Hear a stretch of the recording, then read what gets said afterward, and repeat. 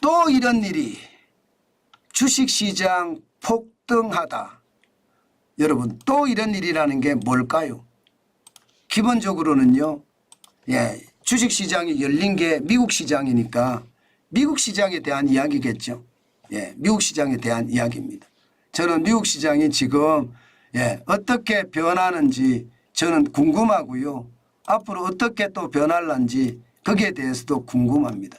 중요한 것은요. 미국 시장은 분명히 변화가 있고요. 변화의 움직임이 당연히 나타난다. 그렇게 이야기할 수 있다는 것 여러분들에게 다시 한번 말씀 올리겠습니다.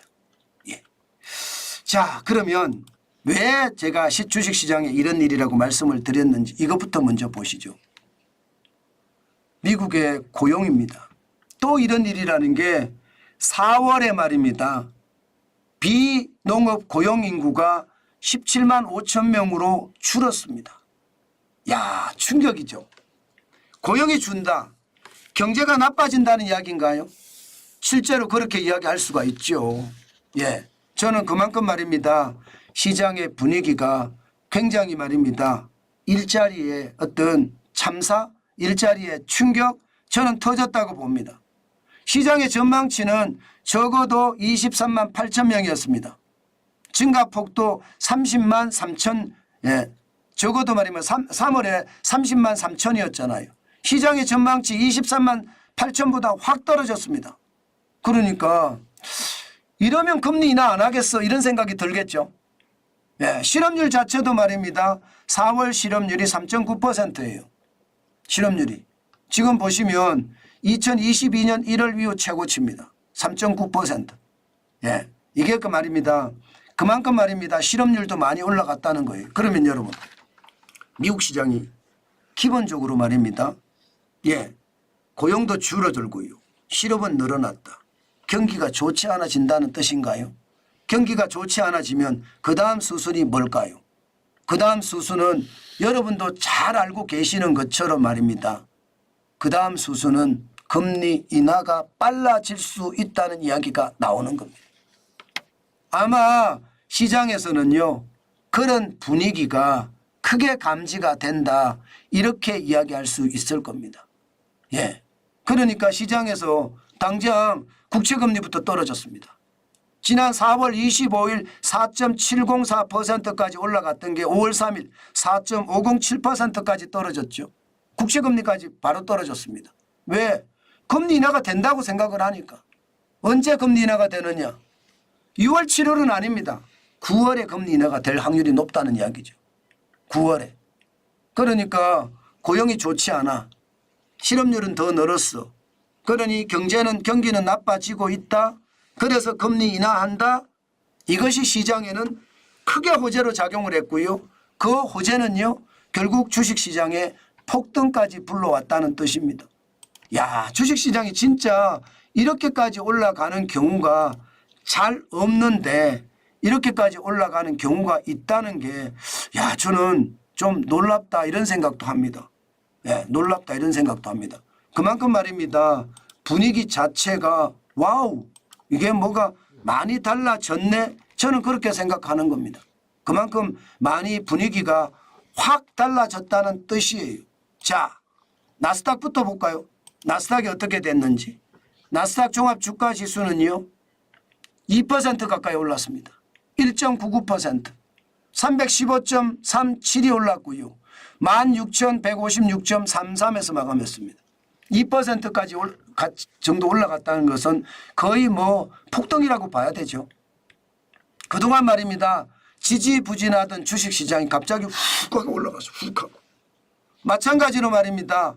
주식시장만 나스닥만 올라간 게 아니에요. S&P 500 지수 1.26% 대형주 중심이거든요. 나스닥은 기술주 중심이라면 대형주 중심도 63.59가 올라서 5,127.79가 됐습니다. 진짜 많이 올라가죠. 게다가 다우산업지수 1.18% 올랐습니다. 450.02가 올라서요. 38,675.68로 마감했습니다. 그야말로 시장에서는요. 경기가 나빠진다는데 주가는 펑 튀어 올랐습니다. 제가 또 이런 일이라고 제목을 달은 게 바로 이겁니다. 아니 경기가 나빠진다는데 주가가 오른다. 참 희한한 일이죠. 시장 경제에선 전혀 맞지 않는 일이지만 그런 일이 지금 벌어지고 있다는 것. 진짜 놀라운 일입니다. 그런데 그런 일이 실제로 벌어지고요. 그 실제 일들이 지금 시장에서 일어나고 있다는 것. 저는 한 번쯤 봐야 된다. 그렇게 생각을 했고요. 그런데 우리가 반드시 조심해야 될 건 있습니다. 예, 지금 비농업 고용 인구가 지금 보시는 것처럼 17만 5천 명, 17만 5천 명이면 근래에 없거든요. 근래에 없습니다. 2023년 1월에도 47만 2천 명. 이게 낮은 게 별로 없습니다. 17만이면 적어도 2021년 1월 16만 6천까지 돌아가야 되거든요. 그 정도로 17만 7천이면 좋지 않다는 거고요. 또한 실업률이 3.9%라는 것도 마찬가지 2022년 1월 이후까지 돌아가야 되니까 이게 나쁘다 이렇게 이야기할 수 있습니다. 그렇지만 이게 여러분 비농업 고용 인구가 이런 거고요. 다른 지표는 또 다릅니다. 지금 ADP 민간 부문 고용 지표는요. 보시는 것처럼 4월에 19만 2천 명이거든요. 적지 않습니다. 적지 않아요. 그래서 한 번 더 살펴볼 일이다. 제가 그렇게 말씀을 드리는 겁니다.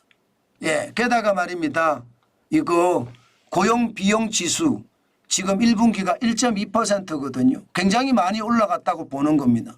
고용 비용 지수가 많이 올라간다. 이 말은 여러분 고용을 많이 하거나 아니면 똑같은 고용을 하더라도 더 비싸게 주고 고용을 한다는 뜻이잖아요. 월급을 더 많이 주고 연봉을 더 많이 주고 고용을 한다는 뜻이잖아요. 그렇기 때문에 지금 비농업 고용 인구가 많이 줄어들었다. 실업률이 늘어났다. 이것 한 가지만 가지고 시장을 완전히 재단하는 일은 아니다. 우리가 좀 더 시장을 보면서 더 고민을 해야 되는 부분이다. 이 정도로 정리해도 될 것 같습니다. 아직까지 시장에서 늘 일희일비할 필요는 없습니다. 늘 말씀을 드립니다. 일희일비할 필요는 없습니다. 당장 말입니다. 일희일비한다는 자체가 이게 동요가 일어난다는 거거든요. 투자에서는 동요가 많이 일어나면 되지 않습니다. 항상 뚝심을 가지고 엉덩이가 무겁게 쭉 호시우보로 밀고 나가라고 했잖아요. 그렇기 때문에 마음의 평화가 최고입니다. 저는 여러분들의 투자 원칙을 가지고 마음의 평화 지켜나가면서 뚜벅뚜벅 걸어 나가는 자세 그 어느 때보다 필요하다. 이렇게 정리하겠습니다.